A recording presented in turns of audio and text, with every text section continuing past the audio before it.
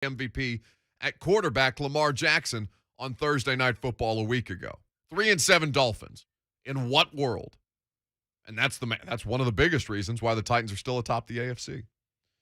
Let's go to Ryan in Shelbyville up next on 104.5 The Zone. What's up, Ryan? Hey, not much. How are you? I'm great. I think the offensive answer would be to get the ball to A.J. Brown, who's a superstar in the making and about the size of Derrick Henry. But I also had a question. Whatever happened to Sargent that we saw in preseason? Because he was a hard runner and very hard to tackle. So here, I'll take that in two parts. Thank you for the call, Ryan. One, Mekhi Sargent hasn't been on the roster since, the Rams game, right? The Rams signed him to the practice squad. Yeah, the week before the Rams game, they cut him, and then the Rams signed him. I don't think he's still on – I don't know if he's still on the Rams practice squad. But he was on the Rams practice squad. He got cut from the team after they brought some guys back from IR. Mekhi Sargent is a high-effort player, but preseason, I just wouldn't look too much into what you were seeing there. He's just a practice squad guy. Now, as to A.J. Brown, I mean, they've been getting the ball to A.J., but he's had these damn drops. And I don't know, because it looked so good against the Colts. And the Colts don't have a great secondary, but it's good enough to cause you some problems when you couple it with the pass rush that they've got, and particularly how good their linebackers are. Since Indianapolis, it hasn't, but it's not like the passing plays aren't there. Tannehill's hitting him. He's just not coming up with the catch. Now, there's some moments where you look at it and say, all right, that's a bad spot that football was thrown to. Tannehill's not absolved there. AJ don't want to take the hit or I don't want to say doesn't want to take the hit, but it does not benefit AJ to catch the ball, take the hit, because you're not converting that third down anyway. But it can't be one catch for 16 yards because you can't consistently hang on to the ball. And that's been the case in the last 2 weeks. There are plenty of wide receivers who have moments like this, and he's still young enough in year 3 where you're not, I don't think that's an outright indictment of A.J. Brown. Like, I'm not going to hold that against him when it comes time to talk contract extension. Now, maybe somebody else will. But I would say to you, they're doing those things. Ryan Tannehill's yards per attempt are there. He's attacking down the field, but he has not had reliable options, A.J. Brown included, without Derrick and Julio on the field at any given point. We'll take more of your calls when we come back, and we'll also let you hear from Ryan Tannehill himself about how this offense is trying to sustain and basically Mike Vrabel's message to the team this week, which sounded like it was fairly urgent. 615-737-1045 is the number. I'm Buck Reising. This is 104.5 The Zone.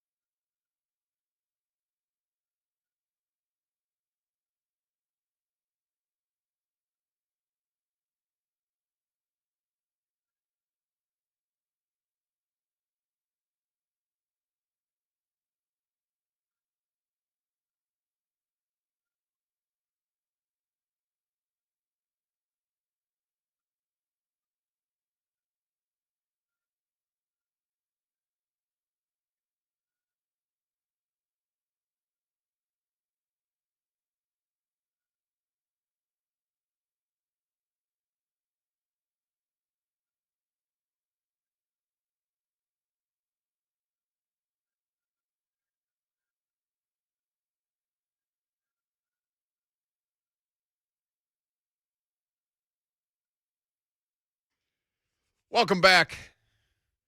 Kind of a dreary Thursday here in Nashville. It's starting to actually feel like fall winter. I was not happy when I woke up this morning after having 70 degrees yesterday, but it's finally upon us. Jacket season, football season though. It's going to feel kind of gross out there on Sunday at Nissan Stadium. Also, by the way, I have Titans tickets to give away at 12:15 right after Christian Fulton, CB1. He's going to join us at 11:45. So we've got tickets for you to attend. It's a hell of a way for me to sell it.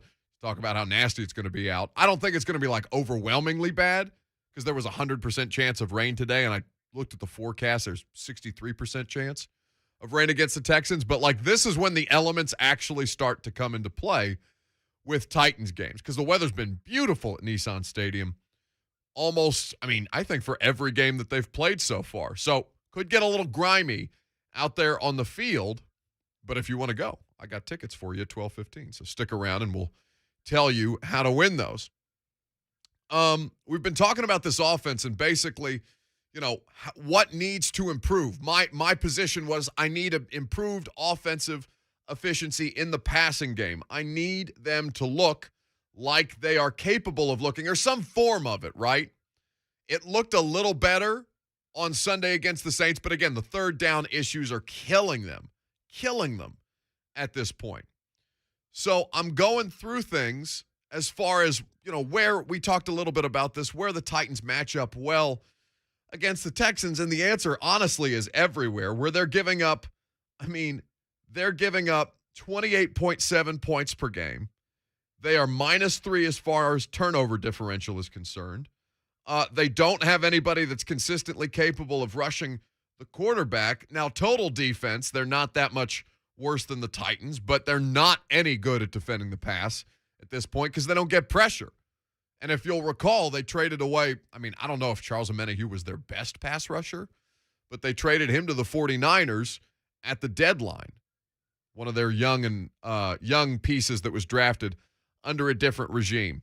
Point being, improved efficiency in the passing game, better protection for Tannehill. All these things are going to factor in. And so we asked Tannehill yesterday, he spoke to the media. Now, basically, how have things been going from your perspective without Derrick Henry out there behind you or to your side in shotgun, however you want to phrase it? And this is what Ryan Tannehill had to say. Well, yeah, I miss Derrick, but you're not thinking about that in the huddle. You're thinking about, all right, how do we execute this call that's coming in? Build some confidence with the guys we have in there, and go out and gain yards. So yeah, obviously I miss Derrick. I miss him being on the field. I miss competing with him. But excited about the guys. I think Foreman's stepped in and done a good job for us, as well as Adrian. So hopefully we can get those guys continuing to settle in as they get more carries with us and kind of keep things going on the ground. So you want them to settle in at this point, and they haven't been able to do that because you've had Aaron Donald and, as we've talked about, a really good Saints defensive line and Demario Davis breathing down your neck the last couple of weeks. This is not the case with Houston, but you still can't afford to sleep on them. So Ryan Tannehill is aware of the struggles, we'll call them, that they've been having, but again, they're capable of doing better, looking better, playing better than we've seen of them since Derrick Henry was lost. Let's go to Frying Pan in Springfield up next on 104.5 The Zone. What you got, Pan? You got me? I sure do. Hey, so Buck, I think you're on to something, man.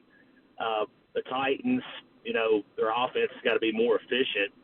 Now, I have to tell a lot of my friends that are not Titans fans, because I keep saying they're the best team in the AFC. They've got a complementary defense that complements their offense. Yeah. And they're like, oh, they barely won. I'm like, this is the freaking NFL. Even the bad teams have good players, and the Titans continue to win despite their offense not efficient. One thing I would say, again, NFL, football in general is not a perfect game. I would like to see less turnovers by Ryan Tannehill. Obviously, his turnovers are up, but sometimes just take that sack. Sometimes roll out, throw the ball away. Sometimes I scratch my head. He throws the ball into double and triple coverage. And look, I know it's got to be hard being a professional quarterback, but I believe he's better than that. But hey, thanks for taking my call, Buck. Hey, thanks very much, Pan. I appreciate the call. Yeah, if you're looking at the Tannehill situation, the turnovers are up and it's a problem. Now, here's what I'll say. Not to derail the conversation, but Diana just put out or just said on Get Up this morning, there is optimism that Derrick Henry will be back early January. That is perfect timing for this team for the playoffs to begin. Diana Rossini of ESPN on television this morning. So that's massive, right? Now you have a date. Not a date, but a month at least. Does Adam Schefter have something to say about that? Think they've talked that one out? I know they do before any of them run with news, because I feel like all roads got to go through Schefter. And why don't we see if Diana will come on? I don't know if she's got time so short notice tomorrow, because now that she's back in the swing of things, they got her on television every day. But let's see if we can't get Diana back on the show now that she's off maternity leave and out here breaking news, baby. So happy to see her back. Optimism that Derrick Henry will be back early January. Perfect timing for this team for the playoffs to begin. All right, kids. I mean, that lines up with the timeline, right? But it's the most recent information, the most recent update that we've had on the Derrick Henry situation. Now, what can keep Ryan Tannehill's turnovers down? Why, by God, Frying Pan, that's efficiency in the passing game. You know what makes the passing game more efficient? When you got a running back that's basically a human magnet out there for the opposing defense. Look at Lucas out here trying to kneecap Adam Schefter. What are you so bitter for? What's wrong? What'd Schefter do to you? Nothing. I'm not bitter. So he just going to catch a stray today? Well, is his colleague not reporting something that's contradictory to what he's been reporting on Derrick Henry? Why, yes, and also his network is promoting it just as they promoted his particular information. Let's get Kyle in Georgia in really quick before we wrap up this segment. What's up, Kyle? Hey, how you doing, Buck? I'm doing good. All right, so I got a quick little two parts. Obviously, playoffs. I'm rooting for a Green Bay Cowboys conference championship, and I'm rooting for a Titans Ravens AFC championship, and Okay. obviously Green Bay versus Titans, whatever. That's my dream matchups. All right, quick thing. So I did a little comparison thing, and I was thinking about this for a while now. I've compared Adrian Peterson to a player that Titans fans know and somewhat love, DeMarco Murray. When we got DeMarco Murray, he just came off I believe it was the ACL year or a year where he sat out. Well, this team right now, it's looking exactly how that the team looked when it was DeMarco Murray, Derrick Henry, Deion Lewis, and a fullback that everyone should love and remember, which is Justin Fowler. The team we have right now has the same sort of setup. We got Adrian Peterson, we got Foreman, we got McNichols, and we got Blasingame at fullback. What this Titans team and Todd Downing should do is look back at that team and see how they got DeMarco Murray 2,000 yards. Because that team back then just mixed it up, and he barely had the same pieces that we have now. All right, Kyle, hold up. Kyle, you got a bunch of things wrong there, so I'm going to have to stop you, all right? DeMarco Murray never had 2,000 yards. The best season that he had was 1,800, and that was in 2014 when he was a Dallas Cowboy. His best season as a Titan was 1,200 yards, 1,287 yards. So DeMarco Murray, DeMarco Murray was a totally different player than Adrian Peterson is. DeMarco Murray was 29 years old. Adrian Peterson is 36. Murray's 3 years younger than Peterson right now. Kyle, I appreciate your enthusiasm, but buddy, like it's not even remotely the same situation. Not even close. We'll come back. We'll talk about the other side of the ball. The defense has some stuff that popped up in the second half against the Saints. We'll also have Titans cornerback Christian Fulton. His first game back, he played really well. He'll join us at 11:45. Stick around. I got Titans tickets for you later today as well. Bunch of fun stuff today. It's 104.5 The Zone.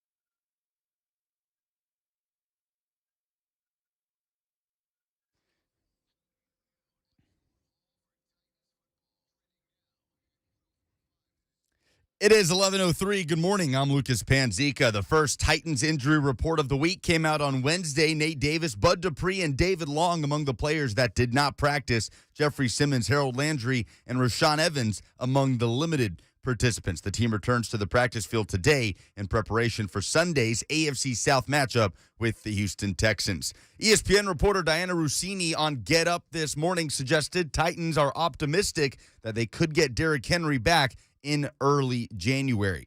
College basketball, Vanderbilt was outscored 25-15 in the second half in a 48-37 loss to VCU, shooting just over 22% from the floor. It's the first loss of the season. Vanderbilt looking to bounce back Saturday at home against Winthrop. And Lipscomb with a big win on the road at Dayton, 78-59. They improved to 4-1. Hassan Asadullah led with 21 points. It's a Super Bowl 51 rematch in Mercedes-Benz Stadium tonight. The Patriots, having won 4 in a row, face off with Arthur Smith and the 4-5 Atlanta Falcons. Kickoff at 7:20. Westwood One will have it right here on The Zone. For all your foundation repair and waterproofing needs, visit USSTN.com. Breaking news at once in your home for the Titans and Vols. This is 104.5 The Zone.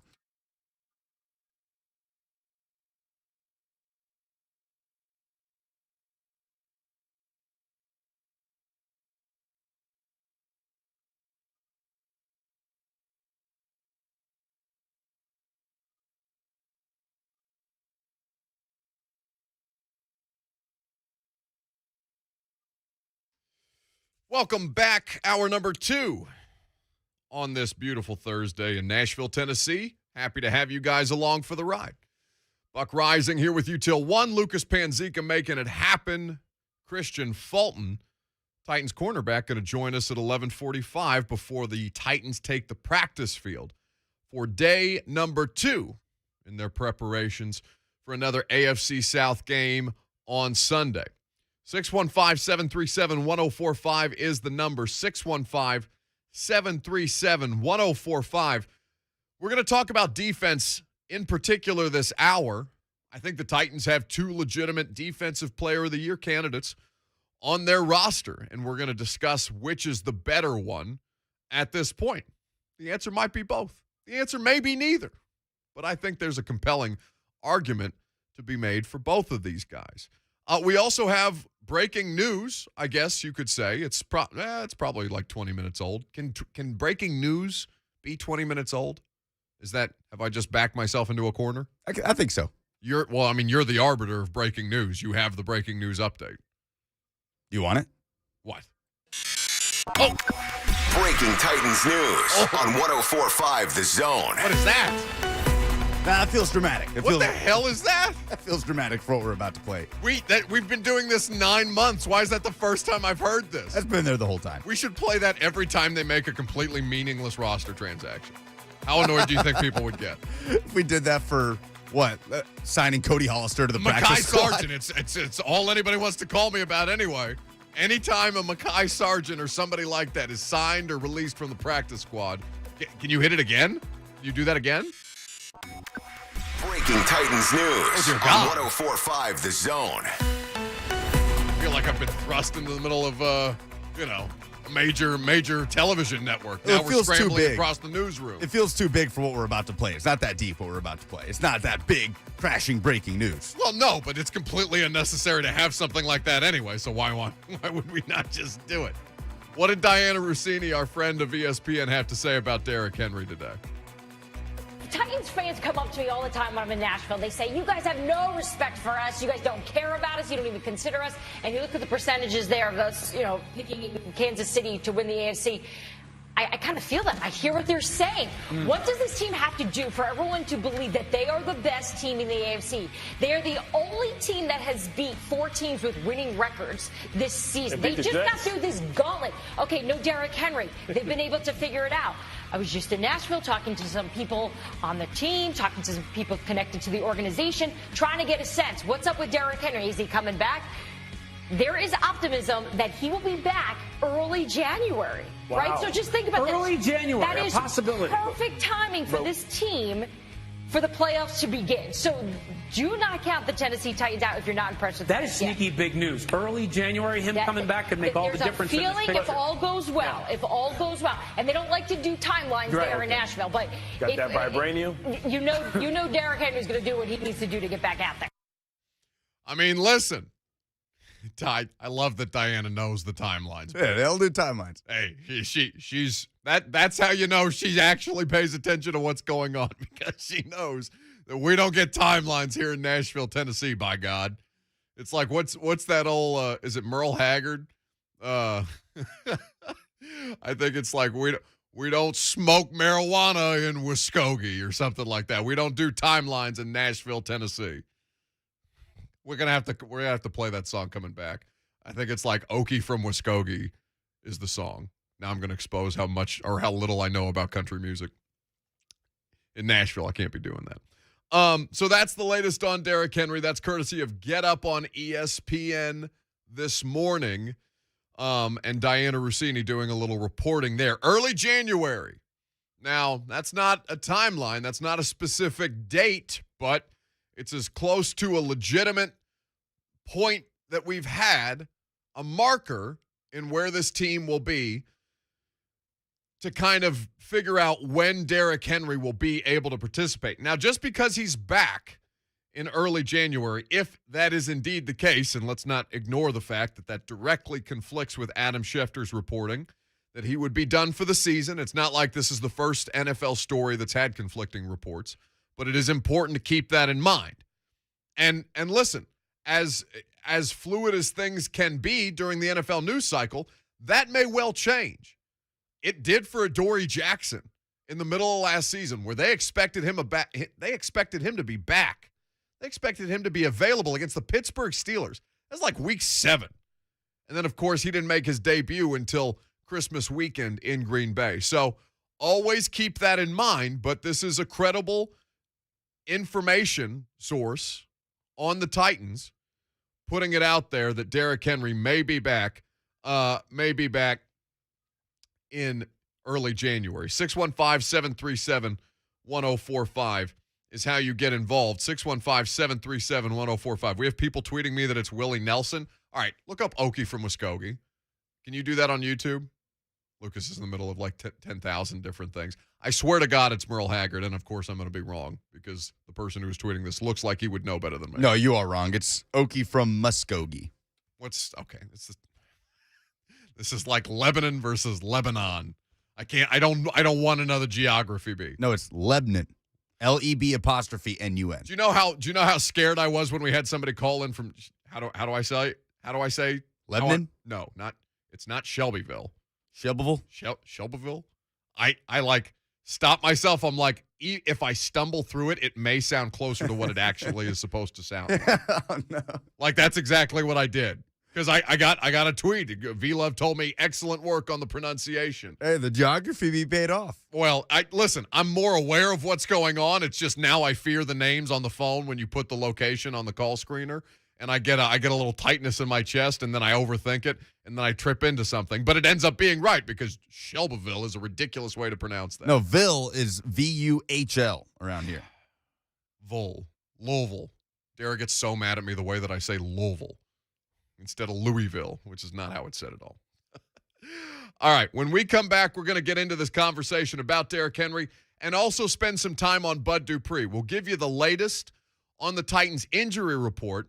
2 big takeaways that I'm seeing from that yesterday. One concerning on the offense, and one that will be a situation to monitor as we try and figure out maybe not a nickname for the Titans pass rush, but who's going to be available to play for them down the stretch. That's coming up next. Remember, Christian Fulton at 11:45 and Trent Dilfer at 12:20 today. A lot of good guests left to go on the show. Your phone calls as well. I'm Buck Reising. This is 104.5 The Zone.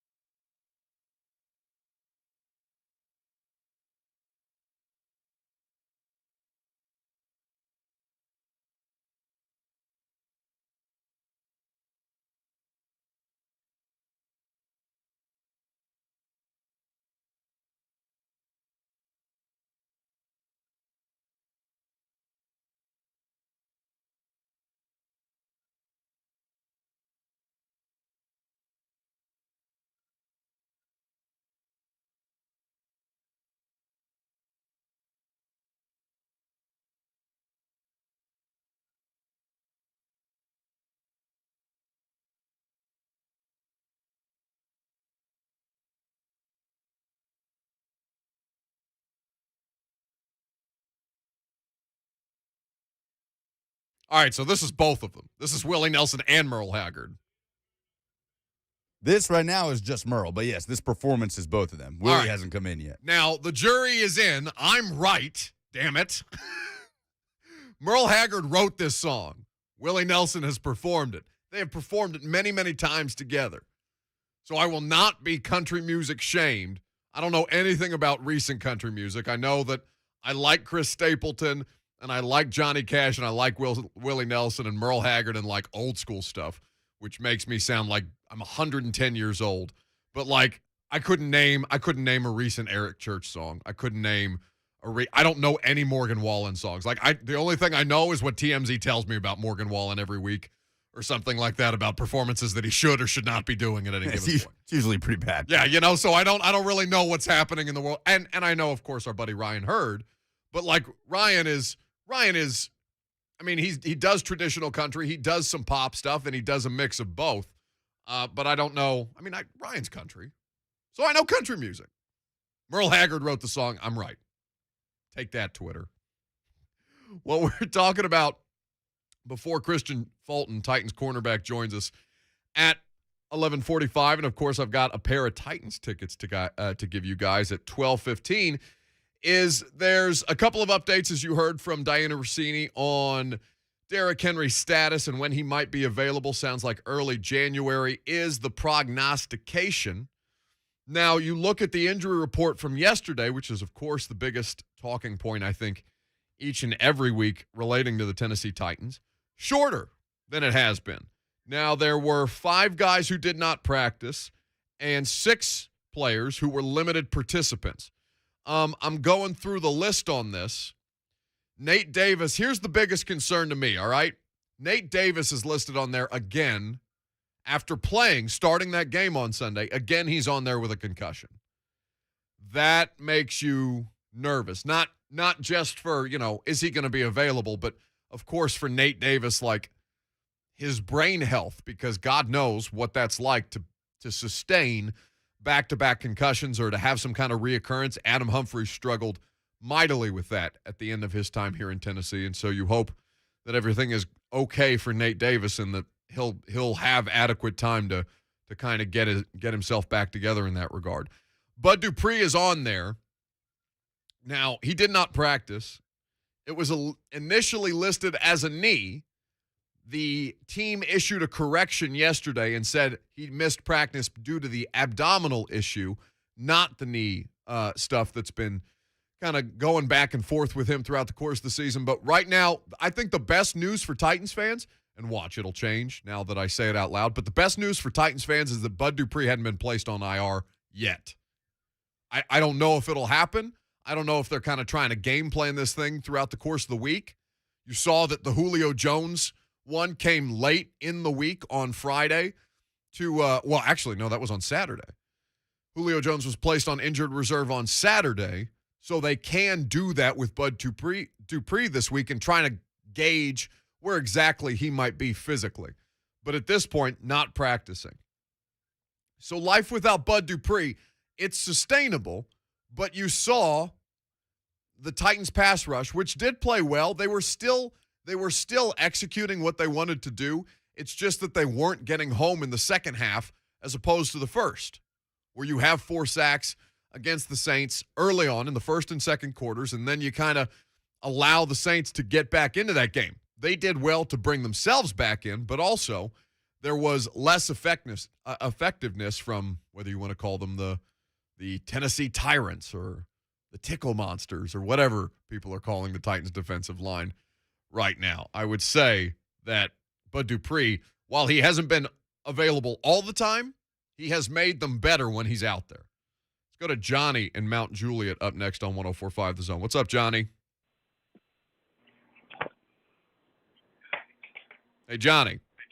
Oh, hey, is this me? I guess it is. It sure is. All right, outstanding. Thanks for taking my call. Listen, I've been a fan since day one, been going to all the games, only missed 2. And I just want to keep the Titans fans a little grounded with this whole Derrick Henry coming back and so forth. While I've got the highest of hopes I got to look at reality and think back to Javon Curse breaking his metatarsals. And face it, he was never the same player. So, it's great what we're doing. I love it. Next man up.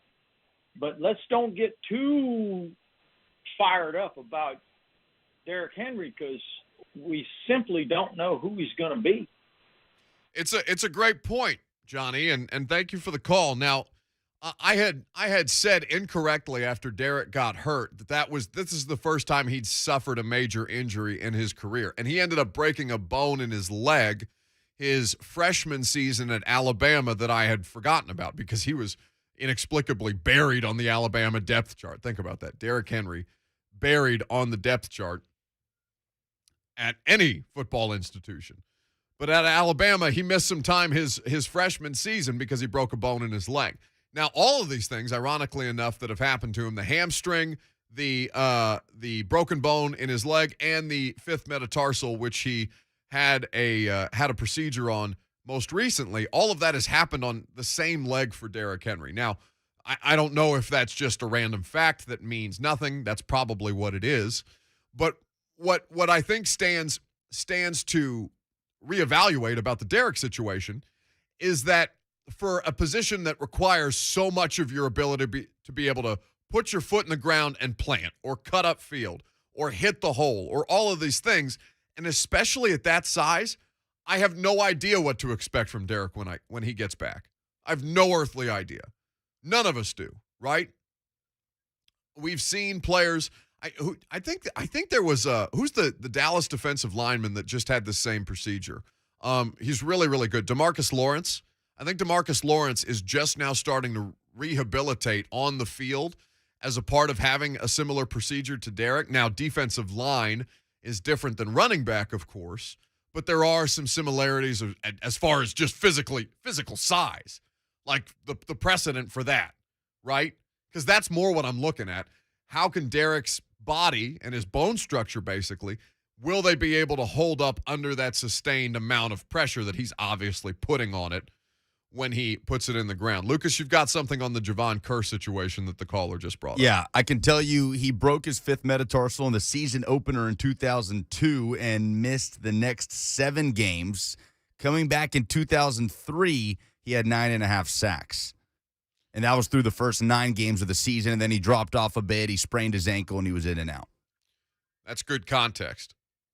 There's, again, people. I'm sorry. He was inactive for 12 games after he broke his fifth metatarsal, not 7 in 2002. All right, there's a difference there. Correction. Wait, we're doing these Panzika breaking news updates, and we already got to issue a correction on the first one? Come on. What are we doing here? Life without Derrick Henry is it's on top of everybody's mind, obviously, but it's not living in the present, right? At present, you have to worry about what's life without, for example, Bud Dupree going to be like down the stretch. I'm looking at the Titans right now, and I'm seeing, a Texans offense that has underwhelmed, that was uncharacteristically bad. I mean, the last game that they played, obviously they're coming off a bye, but the last game that they played, it was Dolphins-Texans. It was an atrocity. It was such bad football. I went back and watched this game on Game Pass before me and Greg Cosell did the film podcast, the install yesterday. They combined the Dolphins and the Texans for 9 turnovers. Tyrod Taylor threw 3 interceptions. 17-9 was the final score. Like that's what's playing. That game is what's playing on the televisions in the waiting room in hell. In the 7th circle of hell is 17-9. Dolphins over the Texans. That is a disgusting football game. But with the difference being, and here's what the Titans will have to kind of game plan. They're going to have to be sound and disciplined in their rushing lane assignments, right? In their rushing gap assignments. Because what we haven't seen really since Jacksonville is explosive plays against the Titans defense. Now, one of those, 58 yards to Laviska Shenault, that was just, I think there was 5 missed tackles on that play, like 5 on one play. The first one of those, though, also for 58 yards, was James Robinson finding a hole in the left side of the Titans defensive line busting it loose and taking it down the field, setting the Jags up for the equalizing touchdown after Kevin Byard had recovered a fumble and scored. So for the Texans, their offense is going to look as different as it has in the better part of 2 months because they've had Davis Mills starting at quarterback. Tyrod Taylor, when he started the season, he looked pretty comfortable in this system. It was built to fit his skill set. David Culley, the head coach there, he comes from the Baltimore Ravens coaching staff. What Nick Caserio, the general manager in Houston, when we made jokes about him acquiring 75 different running backs. I mean, think about this. Mark Ingram, who now is back with the Saints, he was a Texan.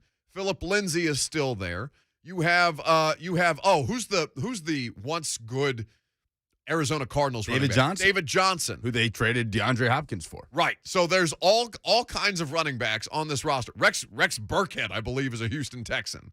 So there's like 75 once good or levels between good and great or passable running backs. The who's who of NFL players you just forgot about. Yeah, that you had for a week on your fantasy team because, Derrick Henry was on a bye, right? So, but in doing that, there was a legitimate method that I think people did, that I think people really overlooked because it's easy to make jokes and do the easy analysis of what are they doing? They have no other players. They're just going to run the ball with 75 different running backs. They're going to be terrible. And turns out they are terrible. But the plan around Tyrod Taylor at quarterback was okay. We got a quarterback that can be efficient with the football, is not overwhelmingly in his career turnover prone, and has the ability to make plays with his legs. We got a head coach now who's coming in from the Baltimore coaching staff. We got all these running backs. Let's design a system, or let's use some concepts from the Baltimore Ravens with Lamar Jackson that can try and piece this thing together, and maybe you don't win 9 games. Hell, maybe you don't win 5 games. But you do enough to be a threat. Davis Mills completely wiped that equation out because you're talking about 2 very, very different quarterbacks. Of course, Tyrod Taylor is back. He looked terrible against the Dolphins. I don't know how much of that is just like Russell Wilson the other night, trying to get back up to the speed of the game. It's as bad as you've seen bad of a game as you've seen Russell Wilson play in a long time. So I think there can be some degree of that once you've missed an extended period in an NFL season. Ultimately, though, the Titans' pass rush has carried them against teams, and we'll talk about this with Trent Dilfer, that are doing specific things that fit within, 1, the scope of their offense, but 2, also maximize the ability of the quarterback. Matt Stafford is one of those. Now it's been figured out in 2 consecutive weeks. You want to drop back, straight drop back every time. You're not running any kind of boots. You don't have a quarterback that can move like that. That's fine. You run your drop back passing game. You run your empty sets 5 wide. You come out and try to move the ball efficiently that way. Maybe not huge chunk plays down the field every time, but that's taking the place of your running game. It's really non-existent. Well, how do you beat a pure drop-back quarterback right now in football? Well, you rush the holy hell out of him. And if you can do it with 4, it ends up looking like the last 2 weeks of Rams games where it's the Titans getting after him without having to bring additional blitzers, and it's the 49ers doing the exact same thing because those pass rushes are built similarly. You're going through this situation, and you're trying to figure out, all right, at this point, the Titans need a sense of urgency on both sides of the ball. And in Mike Vrabel's press conference on Wednesday, I thought his comments were pretty telling. I thought that the message that we asked him basically, what message are you trying to convey to the team each week? Because sometimes it'll have some similarities. But this one I thought was pretty important to note. This was Mike Vrabel talking about what his message to his team will be up against the Houston Texans on Sunday. Yeah, I mean, we just talked about the urgency. I felt like it wasn't quite there where it needed to be on Sunday from at all levels. From a coaching perspective, from a playing perspective. So trying to get guys as much rest as we possibly can, try to get the coaches out of here so that we can come in, with some energy, with the ability to teach and to explain concepts and what we're trying to do. And then mindful of the players and, You know, the guys that are out there battling for us that are far less than 100%, and I thank them all the time. You know, the guys that just do it over and over and that are beat up, but try to play a certain style for us and try to do it every week. That's Mike Vrabel speaking on Wednesday. Now, speaking of Titans press conferences, how do you want to do this, Lucas? Because we got Christian Fulton coming up in 10 minutes, but A.J. Brown's at the podium right now. He's giving a press conference. I assume it's because he has some prepared remarks about his Instagram and social media posts about suicidal thoughts. Ackerman is at the podium right now. If we have some A.J. Brown, because I do think it's important for people to hear from A.J. He hasn't talked since putting that post out on social media. Craig Ackerman is at the podium right now, special teams coach.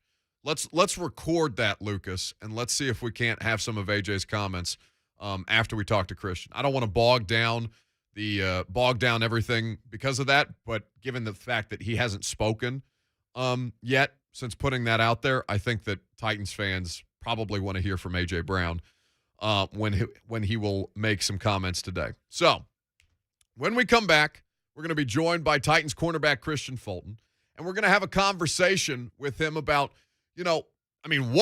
what it meant to beat the New Orleans Saints. He's from Louisiana. He obviously played at LSU. Is there another NFL team that feels more like, that has a more collegiate fan base than the New Orleans Saints? Green Bay's probably like this. Oh, I see what you're saying. You know what I mean? Yeah, I thought you meant like an interconnected with the collegiate fan base in the area, like the Falcons and UGA. Yeah, well, there's some jokes to be made about the Falcons in Georgia. By the way, Super Bowl rematch tonight. There's going to be plenty of 28-3 jokes made on social media. I can't wait. I'm here for all of them. But the New Orleans Saints feel like a legitimately collegiate fan base, right? I feel like Green Bay's got some of this because it's just a giant stadium in the middle of a neighborhood in small town Wisconsin. I feel like the Bears have a little bit of this because they've been around so long, like long time established NFL fan bases. Anyway, Christian Fulton's going to join us coming up next. We'll talk about his return, how he's been able to kind of work on the injury issues that he's had, and how, frankly, he's been able to make such big strides this season. Didn't feel like he missed a beat on Sunday against New Orleans. Cornerback 1 coming up next. I'm Buck Reising. This is 104.5 The Zone.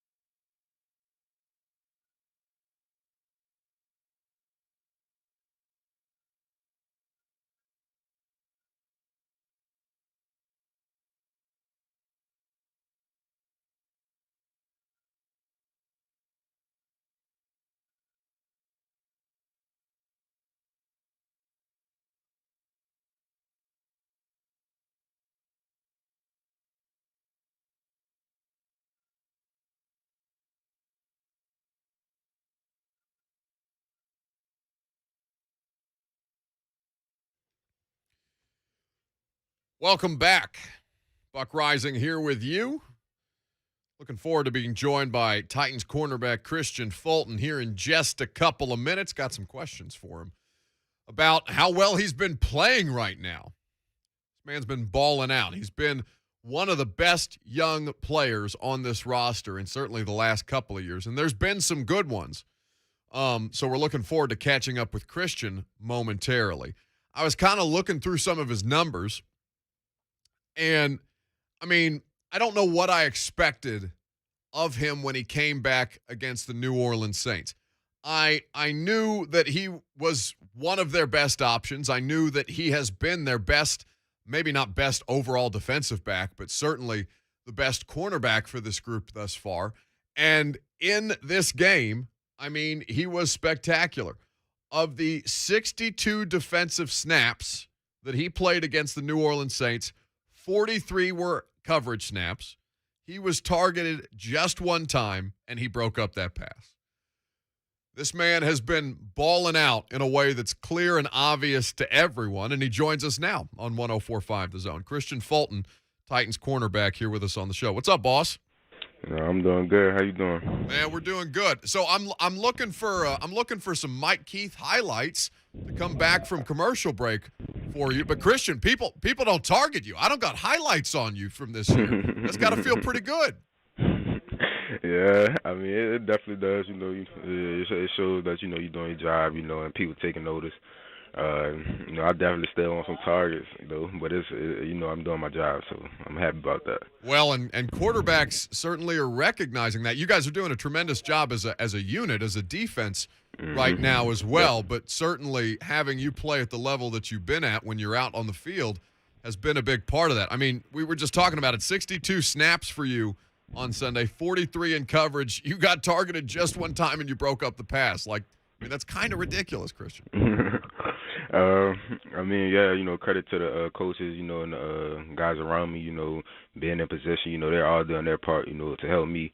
I'm just 111, so I just want to make sure, I hold my end of the bargain to the rest of the guys, and, we'll just take our chances with that. All right, so it seems like you guys are living a totally different life on defense this year. I know that a lot of the bones of what you were trying to institute your rookie year and trying to pick up as far as the playbook is concerned, I know a lot of that's still there. It just looks so much cleaner from an execution standpoint. Is it just about being more comfortable for you guys as a group?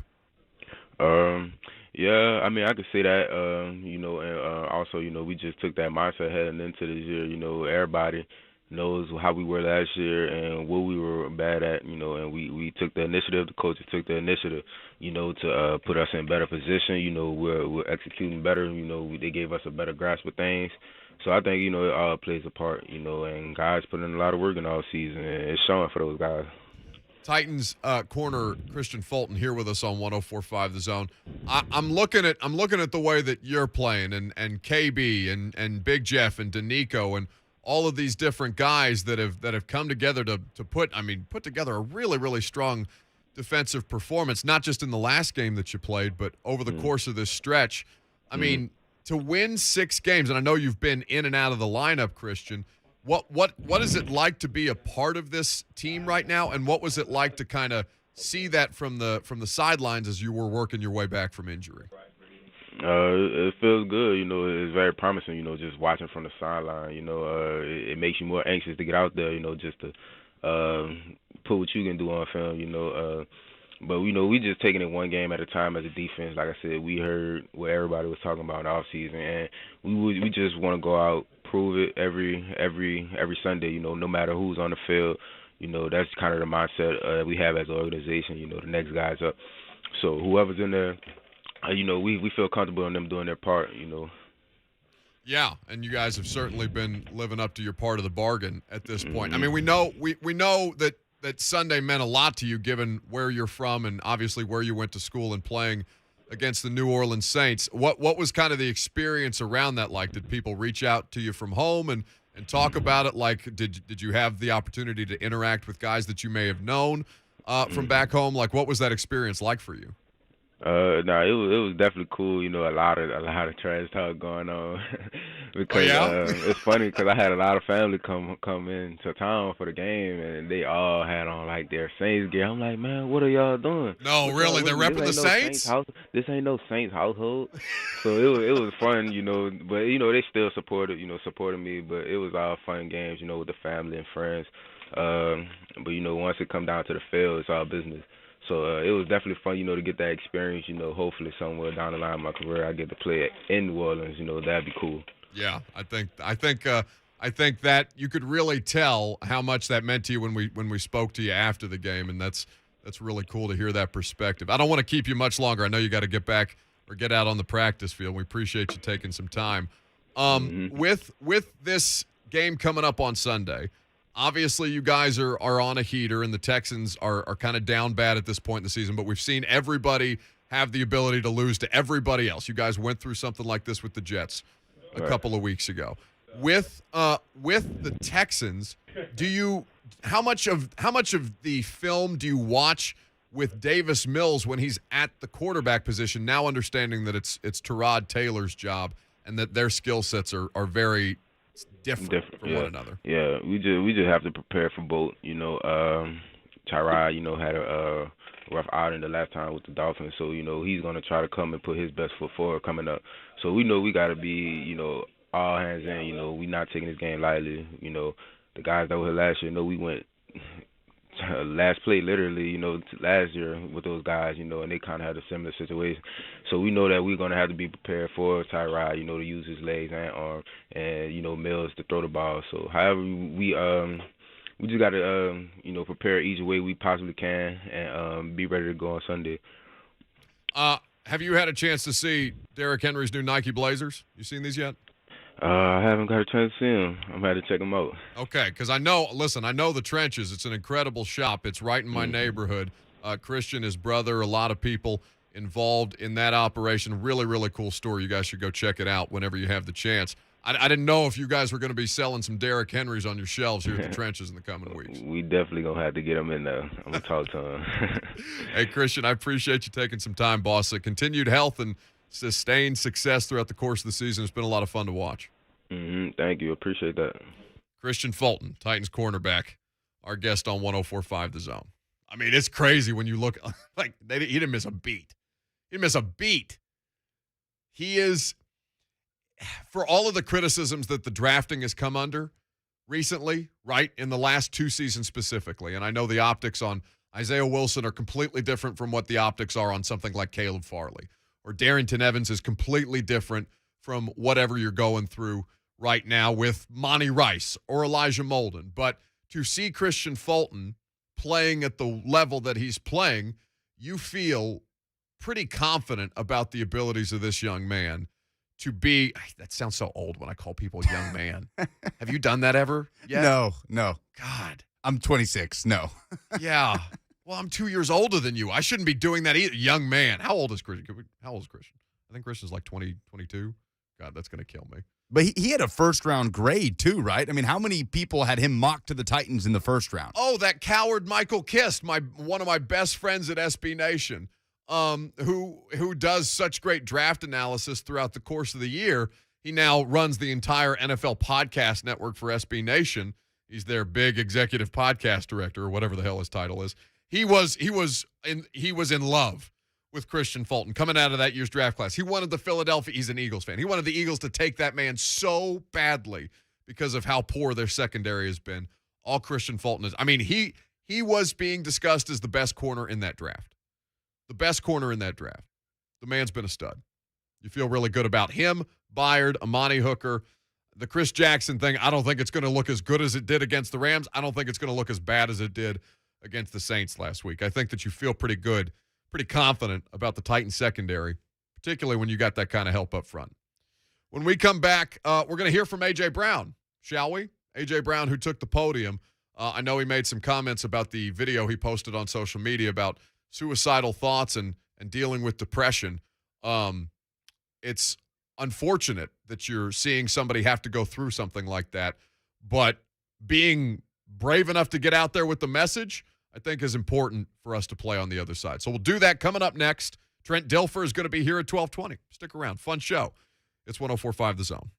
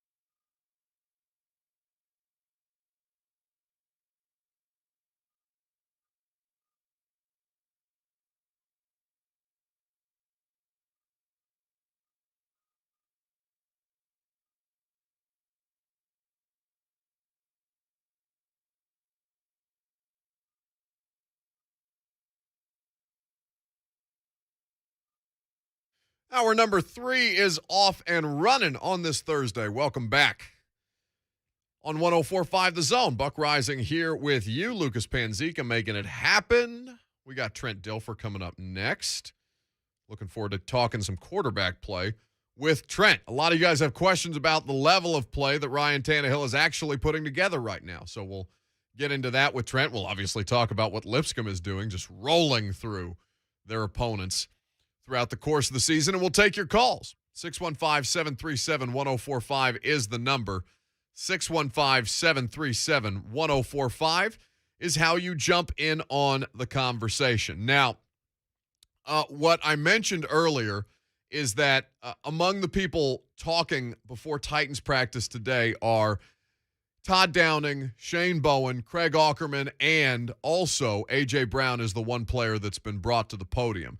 Now, A.J., it's the first time that he's had the opportunity to speak since putting out the post on social media about his mental health, about dealing with depression, and about considering last year, about a year to the date, basically, of last Saturday, considering taking his own life. So this is obviously very serious. It's very important messaging to get out to the public if he's comfortable being that publicly vulnerable. And it's not easy to do, understandably. Like this is a big-time athlete putting his name on mental unrest, basically, and how he's working to overcome it. So we haven't heard from AJ since that post, and he spoke to the media today, and you'll hear. I mean, it's pretty powerful stuff. Sorry. It's okay.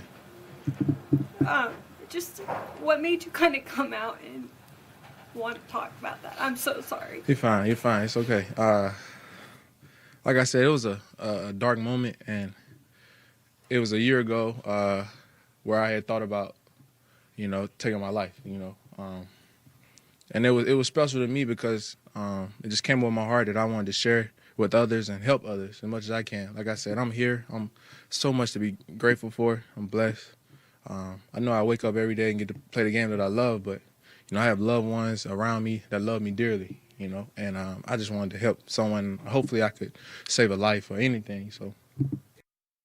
So that's A.J. Brown, and we're not certain who that is, kind of getting choked up and asking the question, and I don't want to, publicly air anybody's business without knowing for a fact. I texted some people, and I don't, if they're not comfortable with that, that's okay. But the audio's public, so we thought it would be impactful to play. I mean, he's talking about, basically Elijah Moore, who is obviously an Ole Miss wide receiver who plays for the Jets now, and how he's helped privately, A.J. Brown overcome these thoughts of self-harm.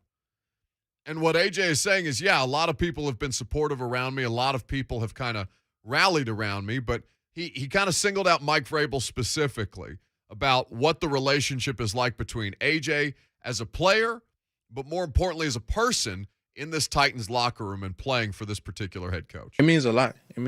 I appreciate Coach Vrabel just for everything. I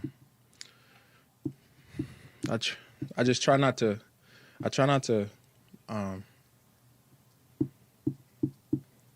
Sometimes I know this is a business, and sometimes you don't want to get emotionally attached or tied with someone, because it's a business side of it. But man, I appreciate him so much, and people like that.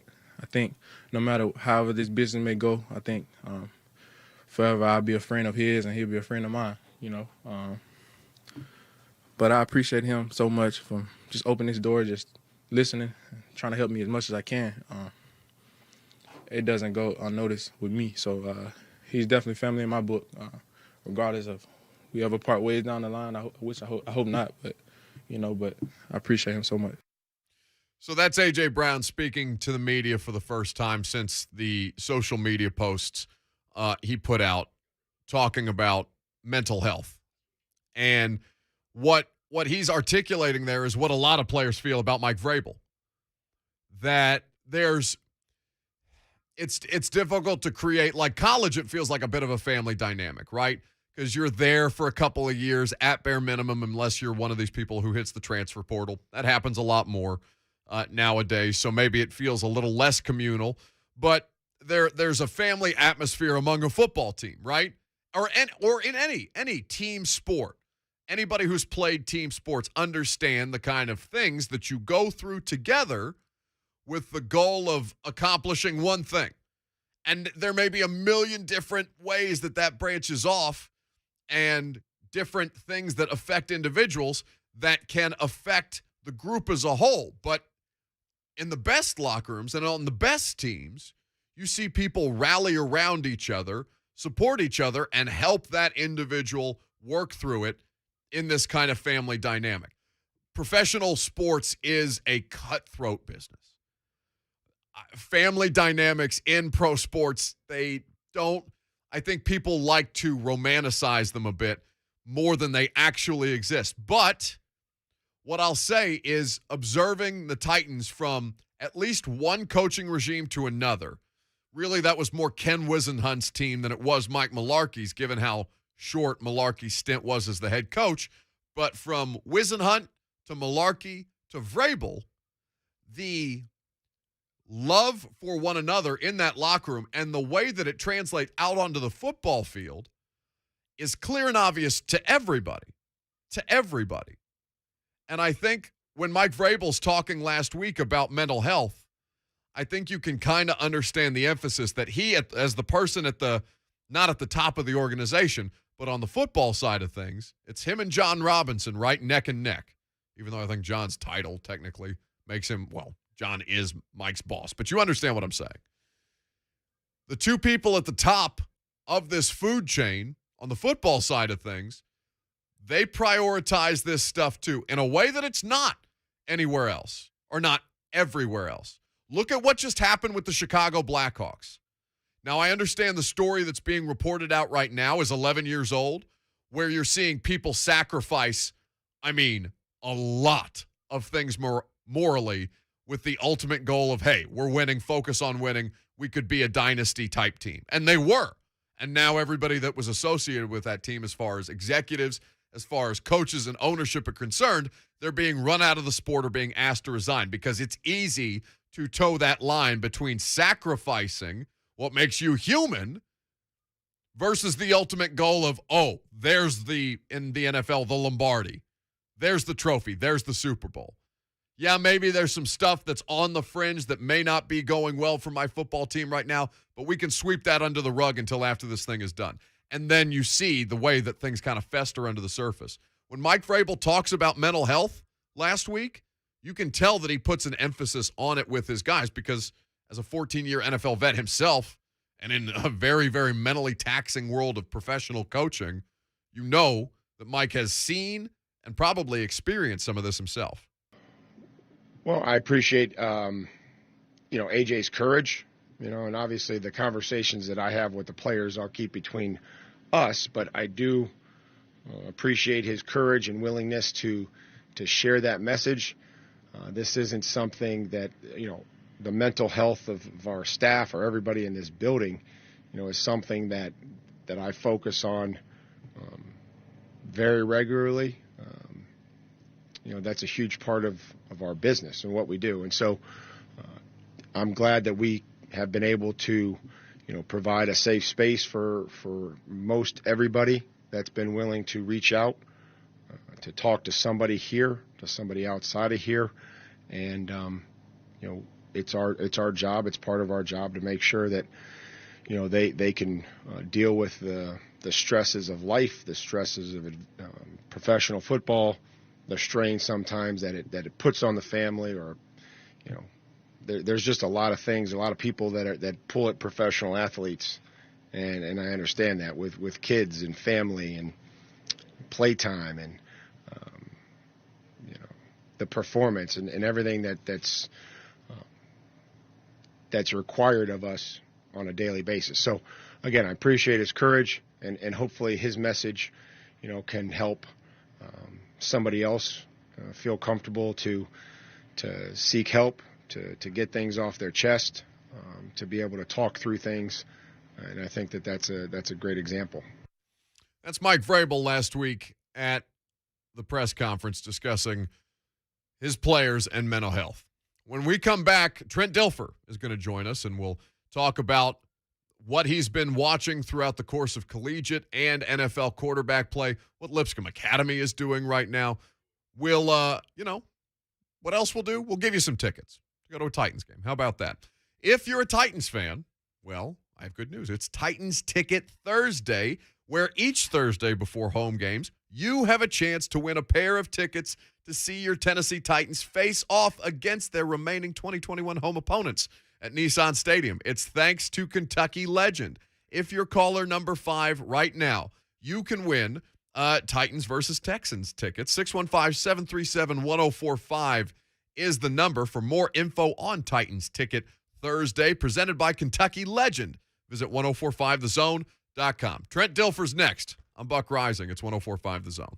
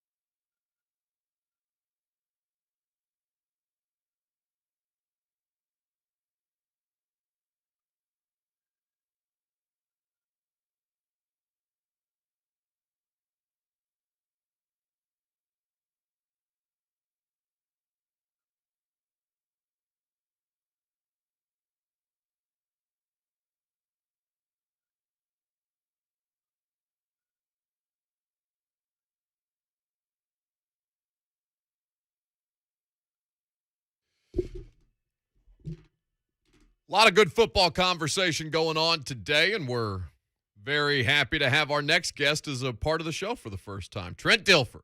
You know him. You love him. He's your favorite high school football coach, I imagine, over there at Lipscomb Academy. They're rolling right now as well. Trent, what's going on, man? I appreciate you taking some time. Well, I think you only spoke to half the people. Half the people hate me, so that's kind of the story of my life. Yeah, well, that's time. That's all those years spent on television. Nobody can be likable forever in media, Trent. You know that better than anybody. Yep. So, obviously, I want to talk about quarterbacks both at the college and pro level right now, Trent. And I know you're having a bunch of them on your podcast, Beyond the X's and O's. Great guest. You can go check that podcast out wherever it is that you get your podcast. But you guys are rolling at Lipscomb. You've got a big game coming up against Davidson Academy this weekend. What's this season been like for you guys, and obviously how much are you enjoying the ride so far? Well, it's been great. We have such a great community. We got great kids. They've worked so hard. I get asked all the time, how do you run it? And I don't know any other way except to run it like an NFL building or a Power 5 building. So that's how we run it. So we ask a lot of these kids, and they've exceeded expectations. They do great in the classroom. They're awesome socially. They're leaders on campus. And they come down to work, and we call it work. We don't call it football because we want to prepare them for the workforce in real life. And they come down to work, and they get after it. We lift 300 days a year. We meet. We have hard X's and O's. We have hard practices. They learn a lot of football. They learn a lot of life, and they just keep responding. So because of that, it's super enjoyable. We've really tried to get them to buy into chasing their best. Don't get caught up in the scoreboard. Don't get caught up in media. Don't get caught up in rankings and all this other stuff. Just keep chasing your best. And if you get a bunch of dudes doing that and pouring into one another, then a lot of good things are going to happen. And so far, a lot of good things have happened. So we got big challenges. We lost in the state game last year because we got physically beat up. So we've been really focused on getting bigger and stronger and tougher and more physical as the year goes on. And we want to play our best football here the next, obviously, Friday night. And then hopefully if we can get that one, then again on December 2nd. How much, Trent, do you talk to guys, maybe peers of yours that are now in similar positions? I mean, I'm reminded of a similar situation like Phillip Rivers in Alabama. I'm watching him on the Manning cast on Monday Night Football, and he's in his first year as a high school football head coach. You've obviously been at it a little while longer at this point. Do you talk to other people who are at similar situations and come from similar backgrounds as yourself? Yeah, they've called me because I was, one of the first ones to do it. Right. On just tips. I really leaned on my friends in the coaching community as well. Not all of them are necessarily ex-players, but leaned on my network of people over my 14 years playing and 9 at ESPN. So, you share. I've always said this: you got to do it your way. You can't copy another person's way. If you understand the other person's why, then you can come up with creative ways of doing their why your way. And I think one of the mistakes that's made everywhere in life is people see a successful model and they go and try to copy that model. Well, you don't know how that model was built. You might have read a book on it. You might have gone to some high institution of learning and had some great professor teach you about it, but you didn't do it. You didn't come up with it. So things are best when you understand other successful people's whys, and then you make their why your way.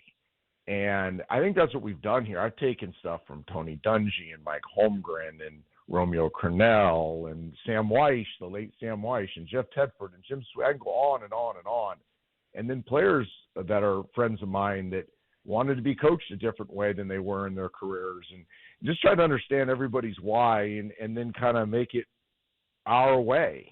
And our way is different. Not everybody agrees with it, but our kids love it. Our parents love it. Our community loves it. And we're helping get the most out of kids. And that's really the ultimate goal, is we're trying to get the very most out of a kid for his benefit, not ours. And a lot of times in sports, you're trying to milk a kid for his best, for your benefit. We're doing it for their benefit. They get to do cool things in high school, but they're more prepared to go to college and crush college and go out in the workforce and crush the workforce and be good husbands and be good fathers. And the kids that we've had for 2 years that go off to college all have the same message. College is way easier and way more enjoyable because they're prepared for it by what they learn here. Right. Trent Dilfer is our guest here on 104.5 The Zone. At Dilfer Dimes is where you can follow him. One of the best Twitter handles, one of the best television segment names ever is Dilfer Dimes, I would contend. It's something that I grew up watching on television, and it's really cool to have Trent on the show right now. So looking at, you obviously still talk to a lot of people in the league and throughout the course of the NFL and in the world of college football. Obviously, your ties to the quarterback position through Elite 11 and everything that you've been doing throughout the course of your career, Trent. I wonder in the pros right now, who are you seeing play the position at a level not just that you see the talent overwhelmingly on the field, but that is really, really in stride with what their coaching staff is asking them to execute? Because we're watching something different here in Tennessee, I think, as they try to figure out life without Derrick Henry. I'm wondering who's kind of jumping off the film or the screen at you when you're watching them play the position. Well, I think you have two buckets. You have the veteran bucket, guys, you kind of know their game, you know their DNA, you've watched them play for a lot of years, and how are they playing this year with their current circumstances. I think Ryan is playing as well as anybody considering the circumstances. Right. This is an offense that's built around running the football, play action, converting hard third downs in the game, and that's hard to do, man. It is hard to convert a high number of third downs in an NFL game. He does it well. He's got a hard job, and he's doing it very, very well. His athleticism is sneaky. I think you'll see more of that come out as the year goes on. You'll see him as a design runner even more to supplement not having Derrick. But they're going to have to evolve too. You know, I mean, I think the best NFL teams, the best NFL quarterbacks evolve as the season goes on, and you're better in week 12 than you were in week 4 because you've approached the work week that way. I think Aaron Rodgers still does things every game that, you know, make my jaw drop. Right. Not just the talent part, his decisiveness, his decision making, his ability to dissect a defense. I think Kyler Murray, before he got hurt, was playing the position at an incredibly high level with a unique offense. You know, you ask based on what they ask him to do. They ask him to be in a lot of very thin protections. And what I mean by that is they don't necessarily care that they have numbers all the time. So he's asked to extend plays within the pocket, outside the pocket, to compensate for some of the pass protection schemes. He does that very well. He has a lot of free runners at him, gets the ball in his hand quick. I think he's done a great job. And then the young guys, the guy that's blowing me away is Mac Jones. He is playing a very sophisticated level of quarterback. It's not glamorous, and I don't know if it's ever going to be ultra glamorous, but it's very, very sophisticated. The things he's asking and the things the Patriots are asking him to do in the passing game, the run game, situational, is high-level stuff. And for a young player, that's usually the piece that overwhelms you. And he's doing a great job with it. You can really see, I think he's got more talent than people gave him credit for. You know, you got to remember, he's a dual sport athlete in high school, lacrosse, soccer, very weird combination. But he had, you know, that athletic gene growing up and that cross training, which has really helped him. He's a sneaky good athlete. He's got a lot of horsepower, makes great decisions, won that locker room over rather quickly with his work ethic, and he's trusted by the best coaching staff in football, and that says a lot. You know, when you are trusted as a young player by a group of coaches that had the luxury of growing Tom Brady and being able to trust him every week, that says a lot about who you are as a player. So that'd be off the top of my head the guys that I've kind of been most impressed with this season. Trent Dilfer, our guest here on 104.5 The Zone. I mean, the Mac Jones, especially the last game that we've seen from him on Sunday, just completely putting it on the Cleveland Browns. I do a podcast every week with Greg Cosell at NFL Films, who I'm sure you've crossed paths with throughout the course of your career. And Greg basically was saying, yeah, he looks as comfortable as he did at Alabama, which is a ridiculous thing to say, understanding that Alabama is cranking out pros on a regular basis. For a rookie to be doing the things that he's doing, and also for what you brought up about the way that they are allowing him to work off their running game, because they're doing that very, very well at this point in New England. Isn't that what you want your quarterback? And I know not every quarterback situation is the same, but aren't you just trying to maximize the efficiency of the position as opposed to saying this guy threw 30 touchdowns or 35 touchdowns or completed 60% of his passes or 65% of his passes? Like, isn't it just about the efficiency?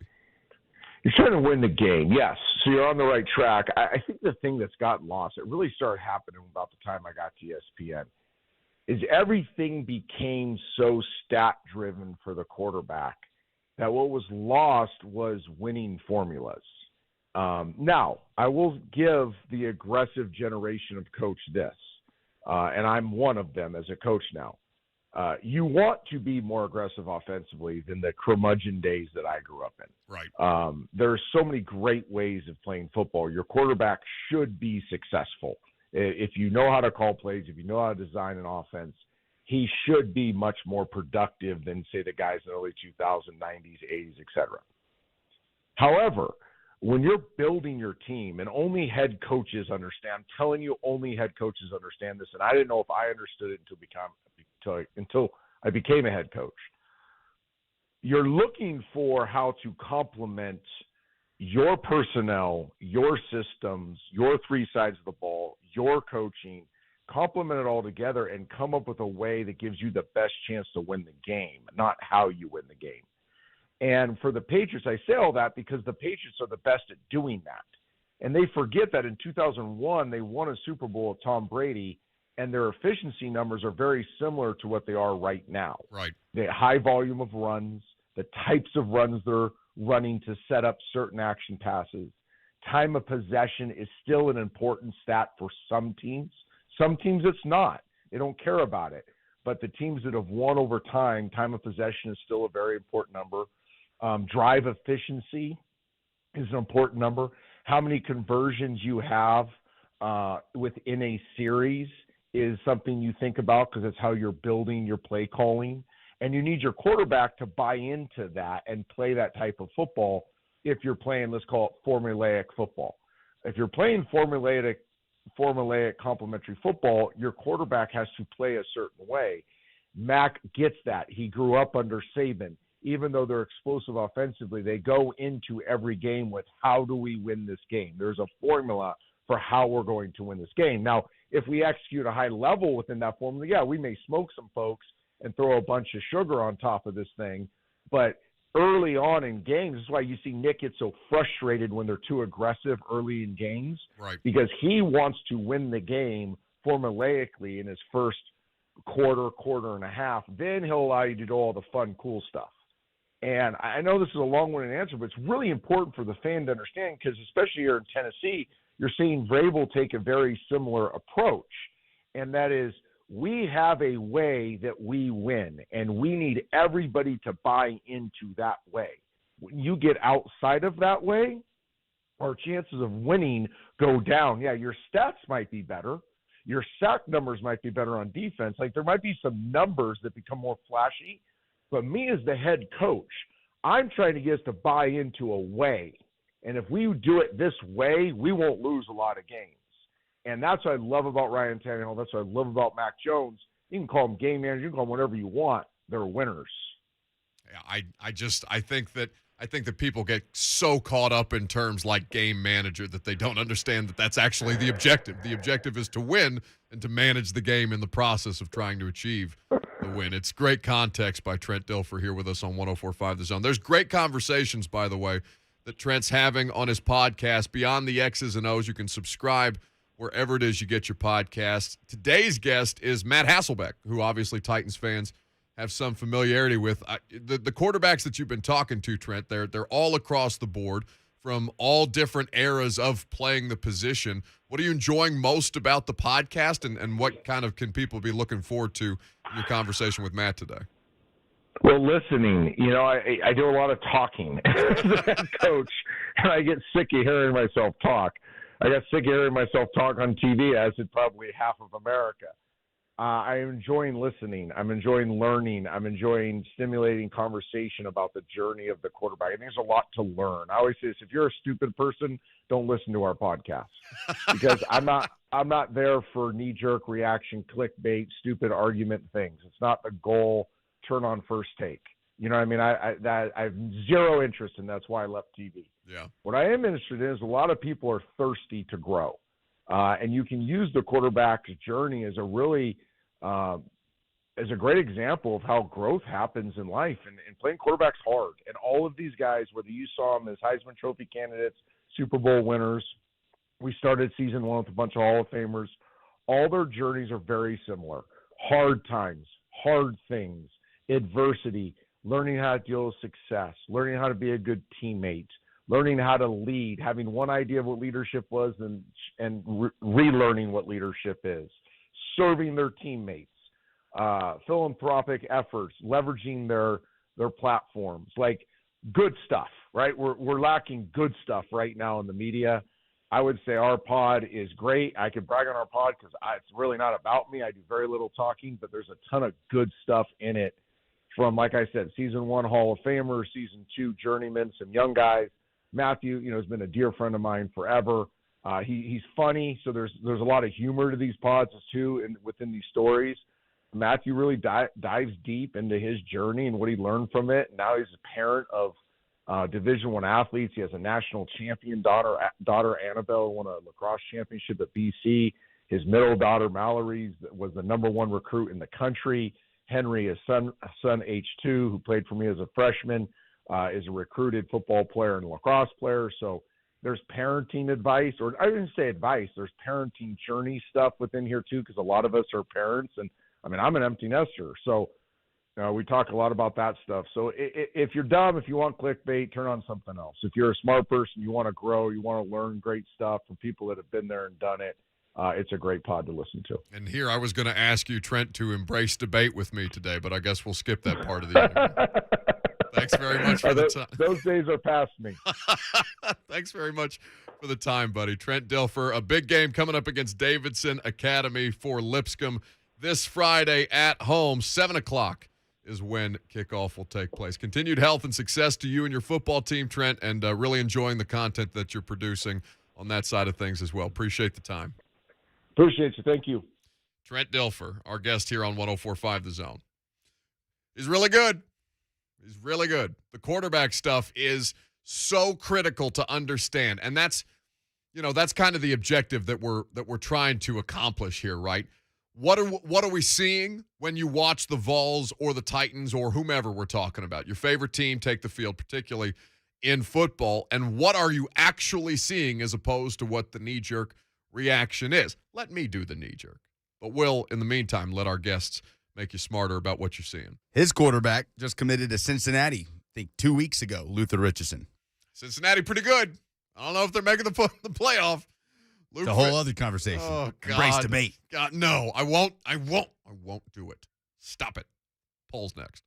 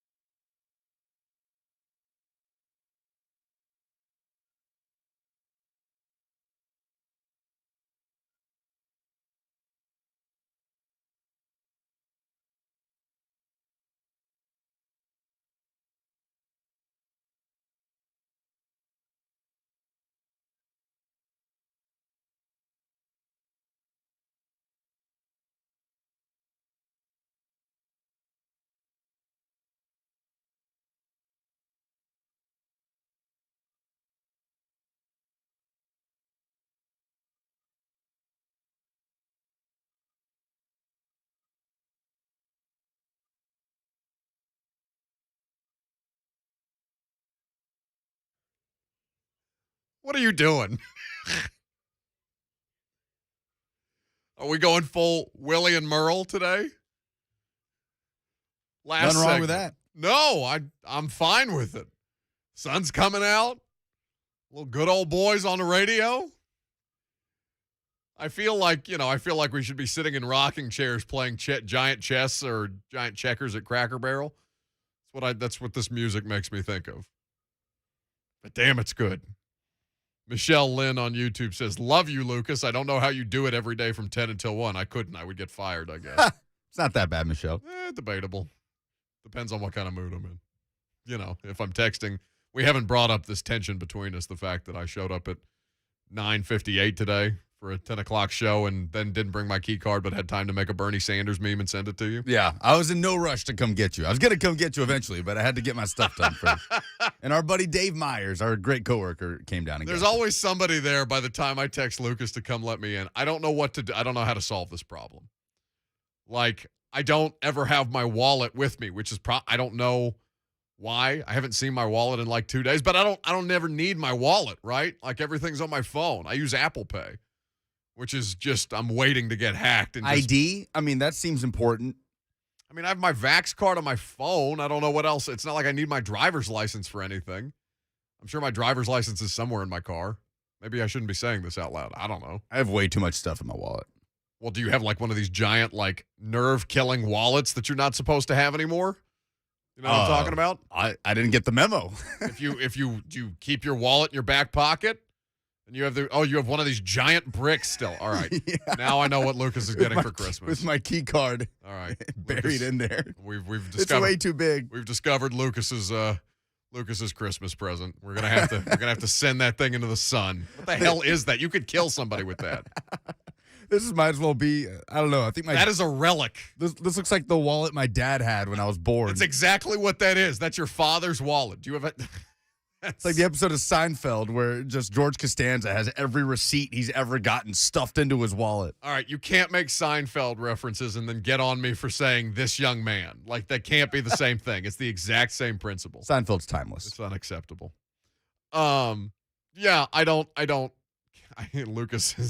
text Lucas every day at like 5 minutes before the show as I'm whipping into the parking lot. Hey, I don't have my key card. Come let me in. Polls. All right, Dan. I reckon I'll talk about a poll update. This is Carl Childers. There's a young feller. I think he's got the final numbers. Here's the producer of the Buck Reising show. A feller named Lucas Panzeker. Got any mustard and biscuits? Do you like the Patriots more or less without Tom Brady? And we are getting dangerously close, 3 minutes away from the poll closing, to having our first ever 50-50 poll, because it is split right down the middle. It's like the 17th time that you've said that this is our first ever. First time ever. Yeah, that's right. I'm mixed on this, as clearly our audience is as well. I think that the Patriots are more hateable without Tom Brady. I really do. Like, I think, and it's not just, well, it is partly because Mac Jones clearly twisted a man's ankle last week. That's what Mike Herndon says. I liked them more initially, but less now that they've replaced him with an even less likable clone. I mean, Tom Brady's my favorite player in the NFL. Like, he's awesome. But he was my favorite player in the NFL when he was at New England too, just because, I like people that beat everybody else. And Tom Brady is that. But Tampa Tom is just a gem. He's doing I don't know what he was advertising. Hertz commercials. And all he says is "let's go" 17 different times, because that's their phrase now. His Subway commercials are really good. Oh, he's just a shill now. It took Tom Brady 2 years to turn into Buick driving Peyton Manning. Can the Titans win a shootout without Derrick Henry? 70% say yes. I don't know, kids. I don't feel great about that. Now, I would tell you, I don't feel great about anybody in a shootout. If you're playing a shootout, something's going wrong. Like, something's happening to you where your defense is falling apart and you can't rely on one side of the football, and that's not a sustainable way to win games. So I would say to you, ultimately avoid the shootout as much as humanly possible. But the Titans' passing game right now, I need to see better from. Be honest. Are you overlooking the Texans? 53% say no. I'm going to give the Ron Burgundy, I don't believe you. Yeah, 53% of you are lying. Or not, maybe not all 53% of you, but probably half of the 53% of you. I'm not saying that you're a liar. I'm just saying that no, I am. I'm saying you're Are a liar. displaying the behavior of a liar. Yeah, I can't do that. You're a liar. More deserving Defensive Player of the Year candidate on the Titans. 55% go with Kevin Byard. 45% say Big Jeff. Yeah, let's do that tomorrow. That's something that I didn't really get to today, but I think that's an interesting conversation because Kevin Byard is absolutely a Defensive Player of the Year candidate, and I really think Jeff Simmons needs to be as well. He won't win it, but there's not really many people doing anything that Big Jeff's doing right now. Those are the polls? Those are the polls. All right, very good. It's a fun show today. We fade the club back out, although it's a Thirsty Thursday. Maybe the club keeps going. I don't know what you're doing. I don't want to go. Whoa, came back aggressive. It's like Mike Vrabel yesterday. They're playing country music at Titans practice.